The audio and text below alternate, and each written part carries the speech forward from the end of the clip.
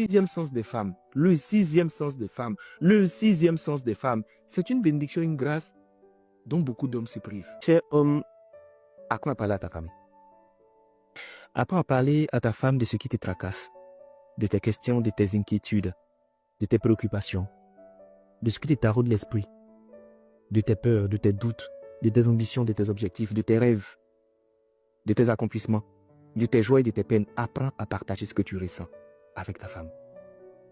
Tu sais, aucun homme ne peut être fort pour être assez fort tout le temps. Par moments, même le plus fort a besoin de s'appuyer sur quelqu'un. Si Dieu n'a pas permis que tu sois seul, qu'il a mis cette femme dans ta vie, elle doit jouer un rôle. Et son rôle, par moments, c'est de t'écouter et d'alléger ta peine. Tu n'as aucune idée des bons conseils dont tu te prives, des opportunités que tu manques, des orientations stratégiques dont tu aurais pu bénéficier si simplement tu t'asseyais pour dire les choses de façon très claire. Tu ne peux pas être fort tout le temps. Et je vois sur Internet, souvent c'est plein de contenus qui disent que tu sais, un homme alpha, c'est celui qui gère ses problèmes seul, un homme alpha, c'est celui qui est fort, un homme alpha, parler de ses problèmes, c'est être faible. Non, un homme alpha, en vérité, c'est un homme qui est assez fort pour comprendre que par moment, il n'a pas besoin d'être fort partout. Et par moment, il a besoin de se confier à une personne. C'est quoi vos histoires d'homme alpha là? Vous mettez votre santé mentale en danger quand vous voulez tout régler seul. Et vous exposez votre famille et vous-même à des mauvais choix et des mauvaises décisions. Deux cerveaux réfléchissent mieux qu'un seul cerveau. Depuis tu es coincé, tu es bloqué, ta vie ne va pas de l'avant. Ta situation se complique plutôt. Ouvre la bouche et parle pour qu'on t'aide. Celui qui se tait sur son problème, mais ça va finir par pourrir et par sentir un matin. On voit que tu es tracassé, tu as une mauvaise mine.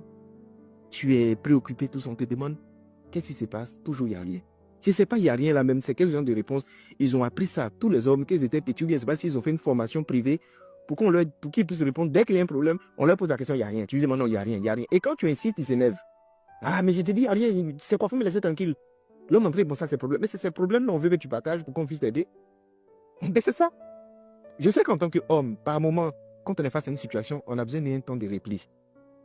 Dans le livre, les hommes viennent de Mars et les femmes dans le livre populaire que vous connaissez tous, à l'intérieur, il a dit qu'il y a quelque chose qu'on appelle la caverne de l'homme, où il a besoin parfois de se replier pour réfléchir. Mais quand tu finis de réfléchir, viens expliquer ce qui a fait que tu as changé d'humeur.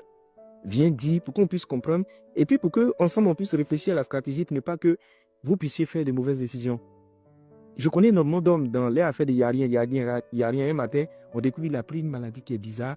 Et quand c'est comme ça, la famille vient mettre la pression sur la femme. Ah, mais tu étais là, tu ne te préoccupes pas de lui. On s'occupe de lui, il n'aime pas parler. C'est son problème qu'elle a.